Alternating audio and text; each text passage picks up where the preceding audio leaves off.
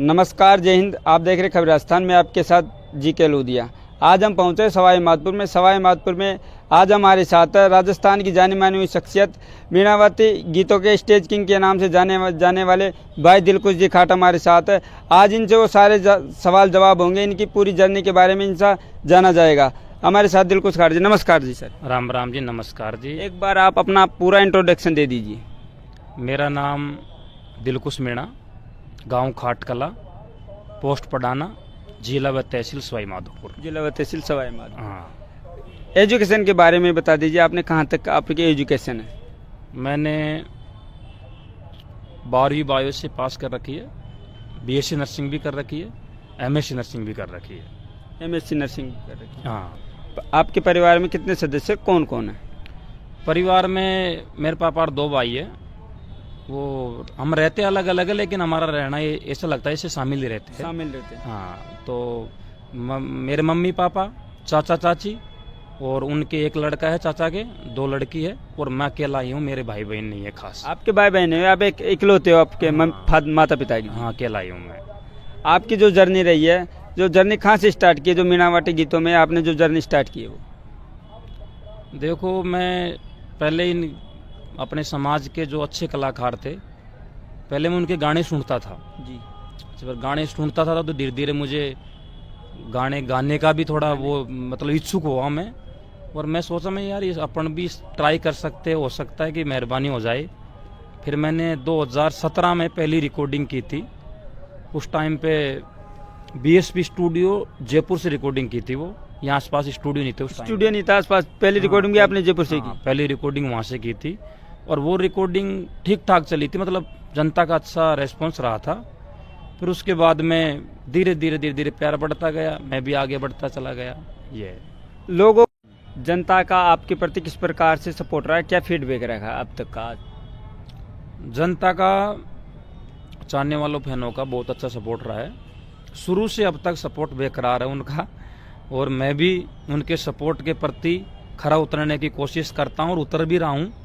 हो सकता है कोई छोटी मोटी गलती हो जाती है तो वो मुझे माफ़ भी करते हैं, और मैं बोल भी देता हूँ बीच बीच में, मुझे माफ़ कर दिया करो। बाकी अच्छा सपोर्ट है, आज भी उनका सपोर्ट चल रहा है, अच्छा सपोर्ट है। आज भी उनका सपोर्ट चल रहा है? हाँ, छोटी मोटी बातें होती रहती है, लेकिन बाकी अच्छा सपोर्ट है। गलतियाँ तो होती रहती है, गलतियाँ तो इंसान से गलती होती है। वो गलतियों को मैं सुधारने की भी कोशिश करता हूँ। कभी कभी गलती मेरे से भी होती है, तो मैं उनके फीडबैक से मुझे पता चलता है भाई कहाँ पे गलती हुई है, तो मैं उनको हर बार सुधारने की कोशिश करता हूँ। आप ईश्वर को मानते हो? ईश्वर में कितनी आस्था रखते हो? देखो, मैं ईश्वर को मानता हूँ, देवी देवताओं को मानता हूँ। इस ब्रह्मांड में कोई तो ऐसी शक्ति है जो इसको सबको चला रही है। बाकी मैं इतना अंधविश्वास में नहीं खोता हूँ कि मतलब सभी काम में भगवान पे छोड़ दूँ, देवी देवताओं पे छोड़ दूँ। जैसे कोई भी मान लो पढ़ाई मान लो, अब उसमें अपन पढ़ेंगे, एग्ज़ाम देंगे, तैयारी करेंगे तो पास होएंगे। सपोज करो मैं बैठ जाऊं और भगवान पे कि भगवान आप ही पार लगाओ, तो पॉसिबल नहीं है। और जैसे अभी कोई हरी बीमारी होती है तो मैं देखता रहता हूं, मतलब ये बहुत पेशेंट भी होते हैं वैसे, मतलब गांव में घूमता हूं तो मुझे फीडबैक मिलता है, वो भगवान के भरोसे ही बैठे रहते हैं, न तो कोई इलाज लेते हैं न कोई दिखाते हैं। बाकी मेरा यह कहना है कि आप ईश्वर को मानो, आस्था रखो, सारा काम करो, लेकिन कोई भी बीमारी हो तो पहले हॉस्पिटल में दिखाओ, जांच करवाओ, इलाज लो प्रॉपर।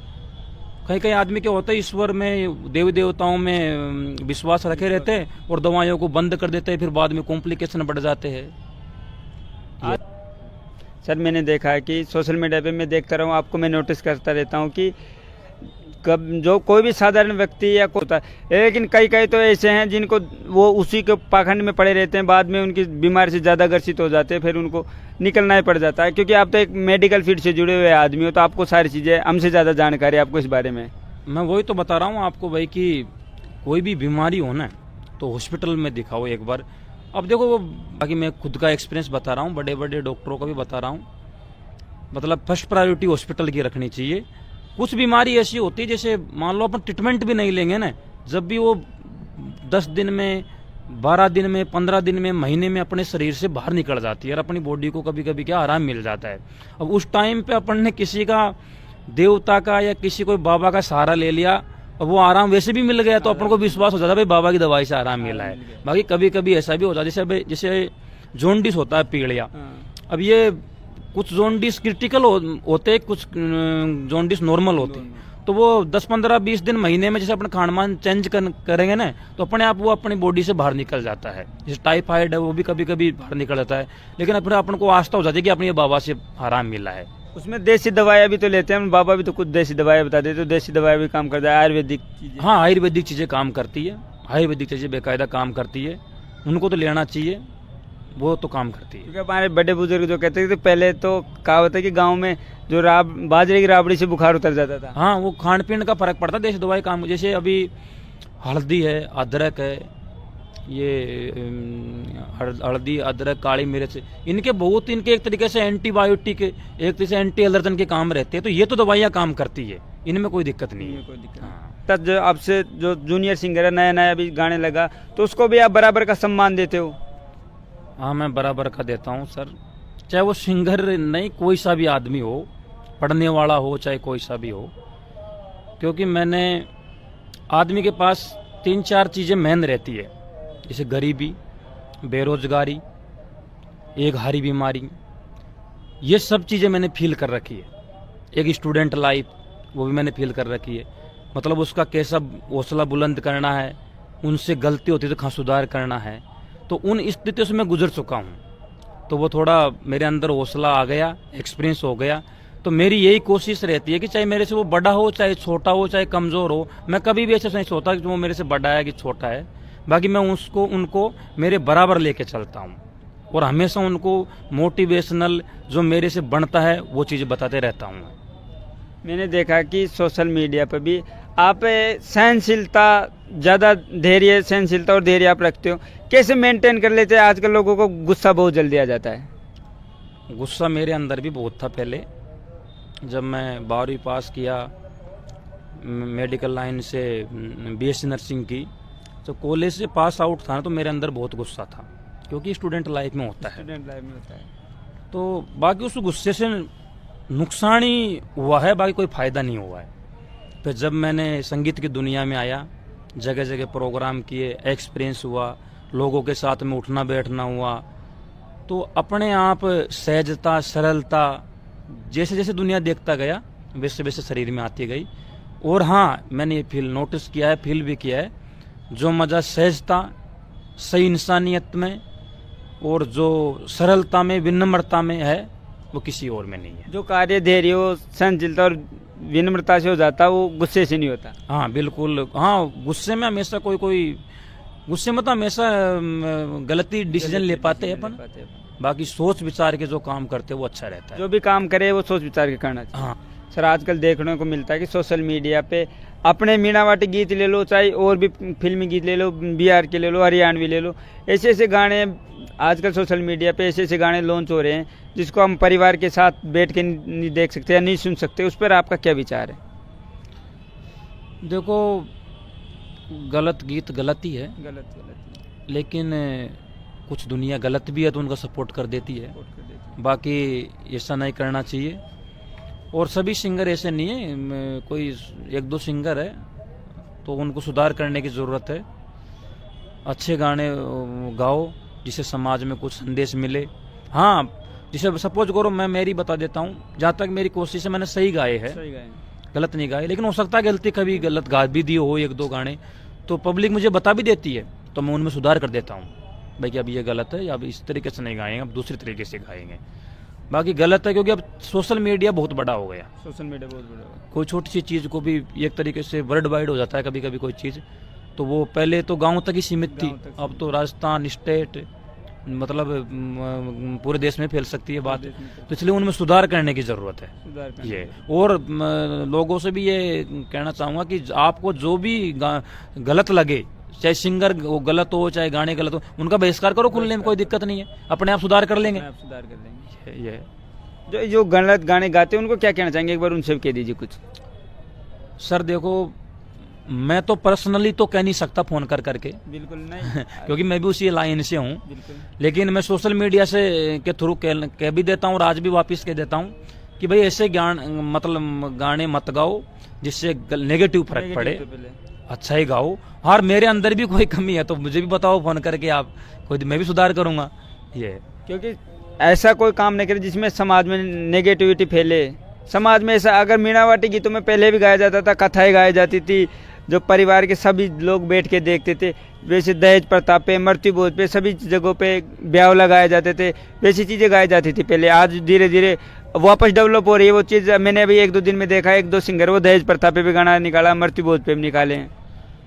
देखो आजकल क्या लोग बाग चटपटे हो गए। अपने पापा अलग थे, अपने दादा अलग थे, उनके भी पापा अलग थे, अपना अलग है आज। तो सर आप आज की नई युवा पीढ़ी को क्या संदेश देना चाहोगे? देखो मेरा यही संदेश है नए लड़कों को, नई पीढ़ी को, भाई आप है ना शिक्षा पे ज़्यादा ध्यान दो। शिक्षा पे ज़्यादा ध्यान दो। हाँ, क्योंकि जरूरी नहीं है कि हर आदमी पढ़ा लिखा नौकरी लगे, गवर्नमेंट नौकरी लगे। अब इतने लड़के तैयारी करते हैं, इतना कंपटीशन हो गया। नहीं, ये तो अपन को भी पता है कि हर आदमी पढ़ेगा तो वो गवर्नमेंट जॉब नहीं लग सकता। लेकिन हाँ, पढ़ा लिखा आदमी लेकिन एक पढ़ा लिखा आदमी इतना अपने आप में इतना सक्षम हो जाएगा कि वो कभी भी लाइफ में मात नहीं खा सकता। चाहे वो प्राइवेट सेक्टर हो, चाहे वो बिजनेस को देख लो, कोई सा भी फील्ड को देख लो। बाकी पढ़ाई जरूरी है आज के ज़माने में सवाल जवाब करने के लिए। और मैं तो नए लड़के बहुत बार मेरे पास फ़ोन करते हैं लड़के, भाई साहब हमको गाना निकलवाना है लेकिन हम पढ़ने वाले बेरोजगार लड़के हैं, तो आप हमसे पैसे कम लो।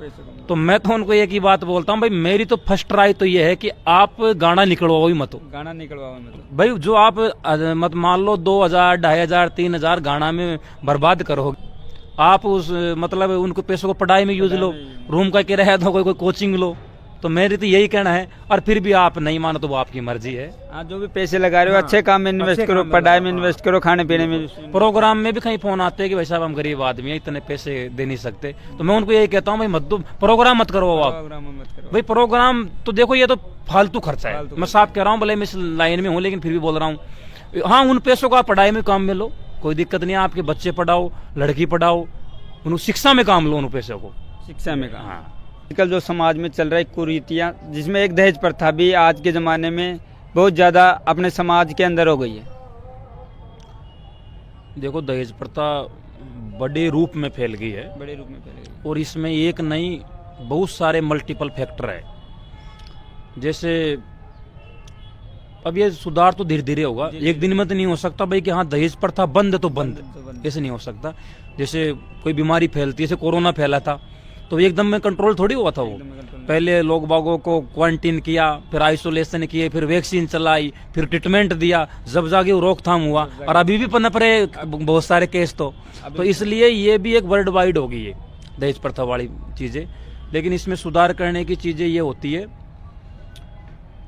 पहली बात तो ये होता है समाज में कि जितना पैसा आप शादी में खर्च करते हो, लड़की के में चाहे लड़के के में, अगर उस पैसे का आप 30% भी, जैसे मैंने सपोज करो किसी लड़की की शादी है और उस लड़की की शादी में मान लो जितना पैसा खर्च हुआ है, अगर उसका आप 30% भी उसकी शिक्षा में खर्च कर दोगे ना, तो वो दहेज देने की नौबत नहीं आएगी। दहेज देने की नौबत नहीं आएगी, क्योंकि वो पढ़ लिख के नौकरी लग जाएगी, सक्षम हो जाएगी, तो बिना दहेज शादी कर लेगा कोई। ठीक है। और मतलब दहेज एक वो राशि हो गई जब लड़की मतलब अपने से लेवल में कमजोर है, तो वो दहेज के बहाने उसको अपने साथ लेके जाते हैं। हाँ, जैसे सपोज करो कोई पटेल जी की बेटी आएगी, दहेज देने की नौबत नहीं आएगी, क्योंकि वो पढ़ लिख के नौकरी लग जाएगी, सक्षम हो जाएगी, तो बिना दहेज शादी कर लेगा कोई। ठीक है। और मतलब दहेज एक वो राशि हो गई जब लड़की मतलब अपने से लेवल में कमजोर है, तो वो दहेज के बहाने उसको अपने साथ लेके जाते हैं। हाँ, जैसे सपोज करो कोई पटेल जी की बेटी है, वो पढ़ने में कमजोर है, अब 10वीं पास उसने ओपन से पास किए, मान लो यूपी एमपी से कर ली हो, तो अब पटेल जी तो यही चाहेंगे ना मेरी बेटी को मतलब अच्छे नौकरी वाले को दे, तो वो एक तरीके से दहेज के रूप में ही लेके जाएंगे, ये पैसे के लोभ में आके उनको लेके जाएंगे। अब सपोज करो पटेल जी उस लड़की को पढ़ाते लिखाते जितना पैसा खर्च कर रहे हैं शादी में, अगर उसका 30-40% भी अगर आप वो पढ़ाई में खर्च कर देते, लेकिन तो वो पटेल जी को दिक्कत नहीं आती इतनी दहेज देने की। तो इसमें बहुत सारे फैक्टर काम है और कुछ युवाओं को भी सोचना चाहिए भाई कि अच्छा आदमी हो, अच्छी लड़की हो, एजुकेटेड। दहेज ये मतलब जो बहुत करते हैं ना 11 लाख 12 लाख 15 लाख, ये गलत है बिल्कुल। हाँ, आपके बराबर योग्य लड़की चुन सकते हो, शिक्षा में हो चाहे वो नौकरी में हो, उनको चुन सकते हो। बाकी इतना जो आप ये करते हो बहुत, वो गलत है। समाज में ऐसे भी आदमी देखे जो 1 रुपए में भी शादी किया, हमने बहुत देखे। अभी एक बाढ़ोती में 2-3 साल पहले एक बाढ़ोती में भी देखा था ऐसा मामला। बहुत ऐसे, और ऐसे बात नहीं है, सभी समान नहीं है। कुछ आदमियों में अभी भी ये जागरूकता है और वो उसी रूप में डिसीजन ले पाते हैं और धीरे धीरे सुधार होएगा, ऐसी बात नहीं है। लेकिन ये शिक्षा से ज्यादा होएगा, शिक्षा से ज्यादा। हाँ, सपोज करो मतलब पढ़ी लिखी लड़की नौकरी लग जाए, कोई बिजनेस भी खोल सकती है। जरूरी नहीं कि नौकरी हो, बिजनेस भी खोल सकती है।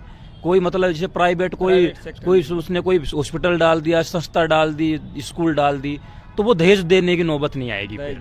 ये प्राइवेट सेक्टर में भी आजकल बहुत सारे धंधे हैं, बहुत सारे ऑप्शन है। बहुत कमाने वाले को, कुछ करने वाले को कहीं भी कमी नहीं है। और एक सवाल हो रहा है, मीनावाटी जो इंडस्ट्री है उसको, जैसे हरियाणवी इंडस्ट्री है, बिहार में बिहारी गाने चलते हैं, राजस्थान में राजस्थानी गाने चलते हैं, अब तो फिर भी चलने लगे। इंडस्ट्री थोड़ी डेवलप हुई है, मीनावाटी डेवलप हुई है, राजस्थानी भी डेवलप हुई है। लेकिन जिस प्रकार से हरियाणा के गाने पूरे हिंदुस्तान में चलते हैं, पंजाब के गाने पूरे हिंदुस्तान में चलते हैं, बिहार के गाने हिंदुस्तान में चलने लगे, इस प्रकार से मीनावाटी इंडस्ट्री को या राजस्थानी इंडस्ट्री किस प्रकार से डेवलपमेंट किया जाए कि आने वाले समय में पहले की तरह वापस से हो जाए? क्योंकि पहले फिल्में आती थी तो राजस्थान में आती, आजकल राजस्थान में कोई नहीं है।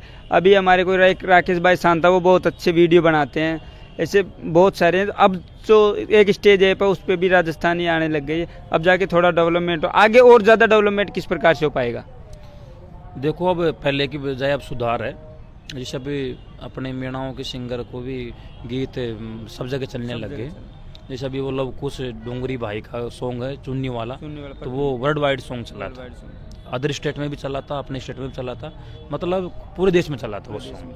तो मतलब जो अच्छी चीज़ होती है वो चलती है, ऐसी बात नहीं है। और हाँ, कुछ चीज़ें कमी रह जाती है। सपोज करो कोई लैंग्वेज का फर्क पड़ जाता है, कभी कभी एनवायरनमेंट का भी फर्क पड़ जाता है, तो हम वहाँ तक नहीं पहुँच पाते हैं। हाँ, जैसे सपोज करो हरियाणी सॉन्ग होते हैं तो उनकी लैंग्वेज अच्छी रहती है, तो वो जल्दी फैल जाते हैं। सपोज करो हमारी मीणावाटी लैंग्वेज मतलब हमको ही पसंद आती हो और दूसरों को पसंद नहीं आती हो, वो क्या पता वो समझ नहीं पाते हो, इसलिए वो भी एक तरीके से फैक्टर है। बाकी अब पहले की बजाय अब सुधार है। हाँ, मैं भी एक हरियाणा गया था, हरियाणा मैंने ये गाना सुना, लव कुश डूंगरी जो परफ्यूम वाला गाना था, ये सुना, वो भी चलता है। हाँ, हरियाणा नहीं, वो सब जगह चलता है। उसमें उन्होंने ऐसे शब्द डाले हैं, ऐसा रस डाला है, वो सब जगह चलता है। हम भी कोशिश यही करें कि बस ऐसा रस मीणावाटी गानों में, राजस्थानी गानों में आ जाए, तो धीरे धीरे मीणावाटी गानों और राजस्थानी जो इंडस्ट्री वो भी डेवलप हो। तो कोशिश तो करते हैं, लेकिन जब सफलता मिलती है जब भी वो चमत्कार होता है। बाकी कोई भी अपनी कमी कोई नहीं छोड़ता है, सब अपनी अपनी कोशिश कर रहे हैं। हमारी तो यही रहती है कि वहां तक पहुंचे हम भी। ये बिल्कुल। एक सवाल और आपसे, प्यार करना गलत है या सही है? क्या कभी आपने प्यार किया है? क्योंकि प्यार करने के बाद में लोग आजकल के युवा पीढ़ी डिप्रेशन में चले जाते हैं, गलत कदम उठा लेते, इस पर आप क्या कहेंगे? देखो, ये प्यार एक हमारी लाइफ का हिस्सा है, करना चाहिए और अधिकतर सब युवा भाई करते भी है। बाकी प्यार का नज़रिया अलग अलग हो सकता है। कहीं भाई, हाँ, जैसे अपन किसी को चाहते हैं, कोई लड़की है उसको चाहते हैं, तो उसके प्रति इतना हावी मत हो कि कल वो नहीं रहे, अपना साथ नहीं निभाए, तो अपन उसके बिना नहीं रह सकते, डिप्रेशन में जाए, एंजाइटी में जाए, फिर अपन ड्रग्स में जाए, एल्कोहल गलत नशा करे, कहीं सुसाइड तक भी कदम पहुंच जाते हैं। हाँ, करो, कोई दिक्कत नहीं है, साथ निभाओ। बाकी हावी तो किसी को भी मत करो, चाहे अपना कैरियर हो चाहे प्यार हो। जैसे सपोज करो अपन पढ़ाई भी करते हैं, तो पढ़ाई को भी इतना हावी मत लो कि हाँ अपने को ये मिलेगा ही नहीं तो अपन इसके बिना कैसे रहेगा। क्योंकि अपने पास अपनी इस दुनिया में है आज की तारीख में, जिसमें अपने पास हजारों ऑप्शन है, कहीं भी अपना कैरियर अपना वो सेट कर सकते हैं। तो मेरा यही है, चाहे वो प्यार हो चाहे कैरियर हो, उसको इतना हावी मत करो कि वो कल के दिन अपन को नहीं मिले तो मतलब अपन उसके बिना नहीं रह सके, गलत कदम उठाए, डिप्रेशन में जिए, अपने जो रूटीन लाइफ उनको छोड़े, अपना जो कैरियर है उसको बर्बाद करे। बाकी प्यार ऐसी चीज़ है क्योंकि टाइम का अकॉर्डिंग सब चेंजेज होता रहता है। कोई आदमी अपने 3 साल पहले बहुत अच्छा खास रहता है, 3 साल बाद के बाद में उनमें चेंजेज आ जाता है, तो उनको उन चीज़ों को इग्नोर भी करना चाहिए और एक संभलने की भावना रखनी चाहिए, हिम्मत की भावना रखनी चाहिए। ये बाकी आज की तारीख में प्यार कोई ऐसा कोई बड़ा नहीं है। जिस दिन आपको आपसे बेहतर मिल जाएगा ना, उस दिन आपका सच्चा प्यार भी धोखा दे जाएगा। ये जिस दिन आप बढ़कर कोई मिल जाएगा वो प्यार छोड़ के भाग जाता है। सपोज करो किसी को अपने से अच्छा मिल जाएगा, बेहतर मिल जाएगा, चाहे वो शक्ल में हो, चाहे पैसे में हो, चाहे कोई सी भी योग्यता में हो। बाकी इतना मत करो भाई हाँ इसके बिना मैं नहीं रह सकता और ये मेरे खास है। हाँ उनको जैसे जैसे वो बर्ताव करे आप भी समझते जाओ, कोई दिक्कत नहीं है। आपका कहना है मतलब चाहे पढ़ाई हो चाहे जिंदगी में कोई भी चीज हो, खुद के ऊपर इतना हावी मत होने दो जो आपकी जिंदगी को ले बैठे। हाँ बिल्कुल, सब चीजें अपनी लाइफ का हिस्सा है। अपनी लाइफ एक चीज है और ये सब अपनी लाइफ का हिस्सा है। मैन तो अपनी लाइफ ही हो ना, तो सबसे बड़ी तो ये लाइफ को सेव रखो, आप कोई दिक्कत नहीं। तो सब तो अपनी लाइफ एक चीज है और ये सब अपनी लाइफ का हिस्सा है। मैन तो अपनी लाइफ ही हो ना, तो सबसे बड़ी तो ये लाइफ को सेव रखो, आप कोई दिक्कत नहीं। तो सब तो अपन उस लाइफ का एग्जाम्पल है, उसके फैक्टर है, इनको तो अपन संभाल लेंगे, कोई दिक्कत नहीं है। उन चीजों को अपनी इतना हावी ले जाएंगे तो अपने माइंड अपसेट हो जाएंगे, फिजिकल अपसेट हो जाएंगे, कुछ कर ही नहीं पाएंगे। जो पहले कर रहे तो वो भी नहीं कर पाएंगे। ये मेरा तो यही संदेश है युवाओं को। एक गाना ट्रेंडिंग में चल रहा है, तेरे संग कैसे चलूं गाड़ी पे। एक गाना हमारे दर्शकों को 2 लाइन उसकी 2 कड़ी सुना दीजिए। देखो ट्रेंडिंग में तो दर्शक ही है, यही ला सकते हैं, यही वो कर सकते हैं। बाकी मैंने तो उस गाने को भी जैसे नॉर्मल गाता हूँ वैसे गाया था। हजारों गाने गा दिए, लेकिन इनको चाहने वालों को पता नहीं उसमें क्या दिखा, तो इन्होंने आगे बढ़ा दिया।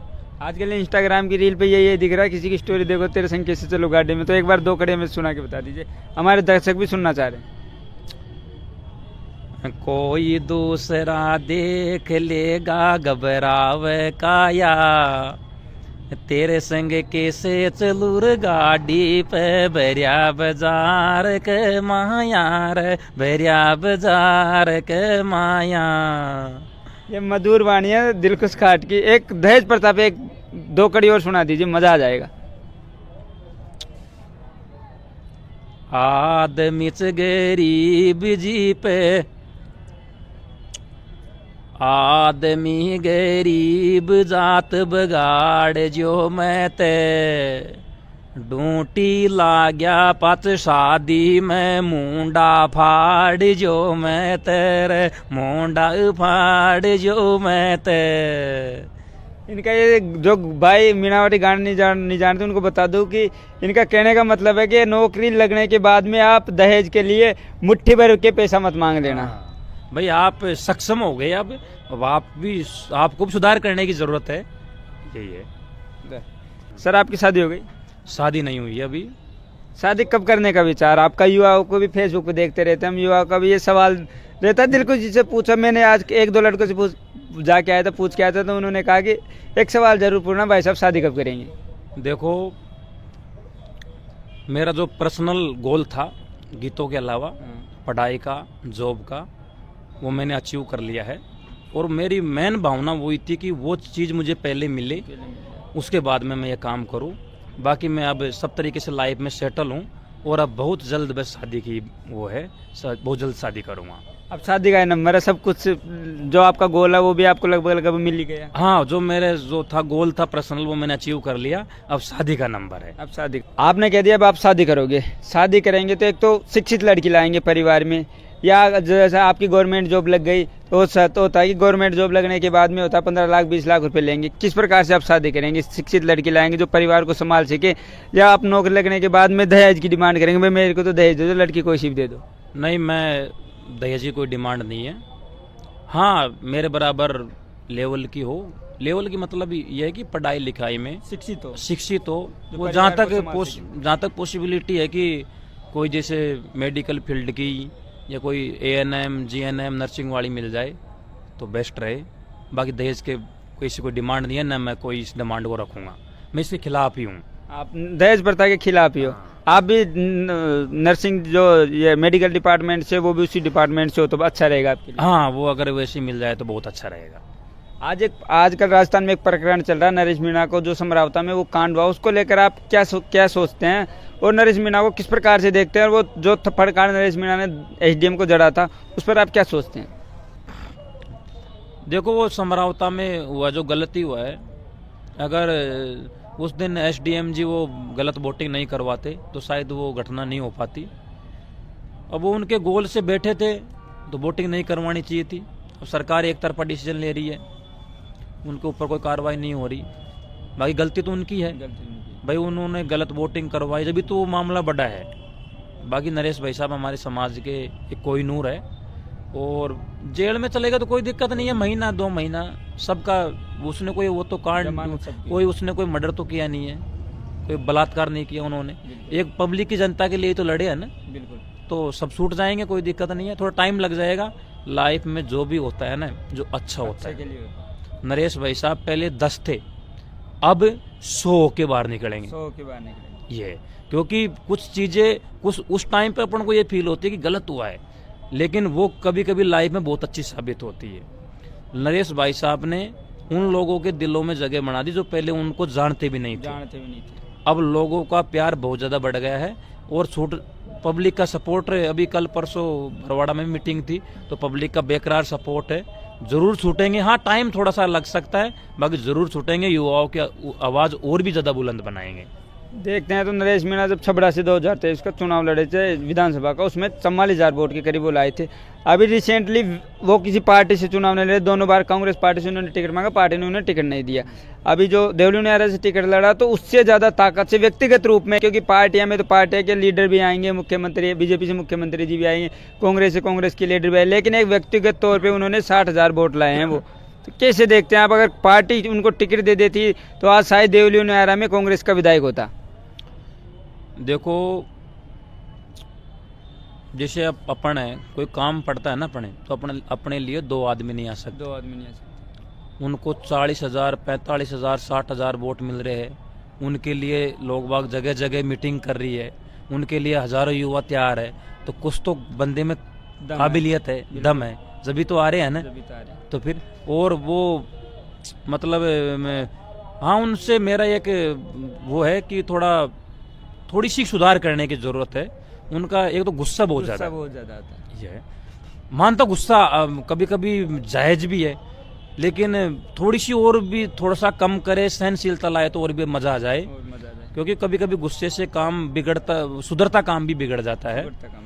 और मेरा एक भी ये भी है, क्योंकि पार्टी एक तरीके से यूज में लेती है आदमी को। जितने वो बड़े बड़े नेताओं के चक्कर काटते हैं, इतने चक्कर अगर नरेश भाई साहब जायज भी है, लेकिन थोड़ी सी और भी थोड़ा सा कम करे, सहनशीलता लाए तो और भी मजा आ जाए। क्योंकि कभी कभी गुस्से से काम बिगड़ता, सुधरता काम भी बिगड़ जाता है। और मेरा एक भी ये भी है, क्योंकि पार्टी एक तरीके से यूज में लेती है आदमी को। जितने वो बड़े बड़े नेताओं के चक्कर काटते हैं, इतने चक्कर अगर नरेश भाई साहब पब्लिक के बीच में काटते तो और भी मजा आ जाता। शायद आज विधायक हो जाते हो, और भी ज्यादा मजा आ जाता वो। ये क्योंकि पब्लिक अपन पे विश्वास नहीं कर पाती जल्दी से, तो उनमें 2, 5, 10 साल उन पब्लिक में ऐसा काम करो, उनके साथ में घुलो मिलो, तो उनके दिल में जगह बन जाए, विश्वास बन जाए, तो उससे और भी मतलब 4 चांद लग जाते हैं सफलता पे। है बाकी नरेश भाई साहब के प्रति हमारा बहुत अच्छा प्यार है। आज नहीं तो कल अपने लक्ष्य को प्राप्त जरूर करेंगे। ये लक्ष्य को प्राप्त करेंगे। लास्ट सवाल है आपसे, जिस प्रकार से नरेश भाई साहब के साथ जो युवा गए हैं, युवाओं का कई युवा ऐसे भी है जो ज़्यादातर युवा उनके साथ जो गए हैं वो पढ़ने लिखने वाले शिक्षित लोग, उनकी भी अगर उनको जो केस लगा उनकी तो ज़िंदगी खराब होने का सवाल आ गया। सर वही तो गलत कर रही है ना सरकार। भाई सरकार गलत कर रही है, एक पक्ष से डिसीजन ले रही है। उन युवाओं की तो क्या गलती थी? वो तो एक आवाज ही तो बन रहे थे, उन्होंने कोई गलत काम नहीं किया। गलत काम तो नरेश भाई साहब ने भी नहीं किया, लेकिन ये इसीलिए तो जगह जगह मीटिंग हो रही है। वो गलत है, उन सभी युवाओं को रिहा करे और उनका जो भी केस है वापिस ले। ये और नरेश भाई साहब को भी छोड़े, युवाओं को भी छोड़े। आपका धन्यवाद। नमस्कार जी, आपका भी बहुत बहुत धन्यवाद। अगर आपको हमारा वीडियो और आज ये न्यूज़ अच्छी लगी हो तो हमारे चैनल को लाइक शेयर सब्सक्राइब करें। जय हिंद, जय भारत। को मेरा प्यार भरा नमस्कार। और सभी आप मेरे प्रति भी सपोर्ट रखे और इन भाइयों के प्रति भी सपोर्ट रखे, और ये आपका ही चैनल है, इनको भी आगे बढ़ाए आप। ये है। दिलकुश जी का जो मेरे साथ ऑडियंस जुड़ी हुई है बाहर की, जो इनको नहीं जानती, वो भी इनका दिलकुश खाट के नाम से चैनल है, उसको सब सब्सक्राइब कर ले। दिलकुश जी खाट के नाम से इनका फेसबुक पेज है और दिलकुश खाट के नाम से इनकी इंस्टाग्राम आईडी है, उनको फॉलो कर ले। आपको यहाँ पे अनुशासन सीखने को मिलेगा जरूर, और तो कुछ मिले नहीं मिले, लेकिन अनुशासन आपको सीखने का जरूर मिलेगा। देखो दिलकुश खाट तो एक नाम है पेजों का और यूट्यूबों का, बाकी सब चीजें ही चाहने वालों की है, मेरा कुछ नहीं है।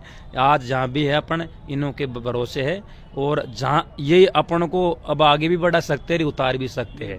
जनता का प्यार सबसे बड़ा है, चाहे राजनीतिक में देख लो, चाहे बिजनेस में देख लो, चाहे संगीत की दुनिया में देख लो, सबसे चाहे सरकार में देख लो, सबसे बड़ी जनता है, चाहने वाले है। सबसे बड़ी उनको मेरा प्यार भरा नमस्कार है, उनके राम राम उनको।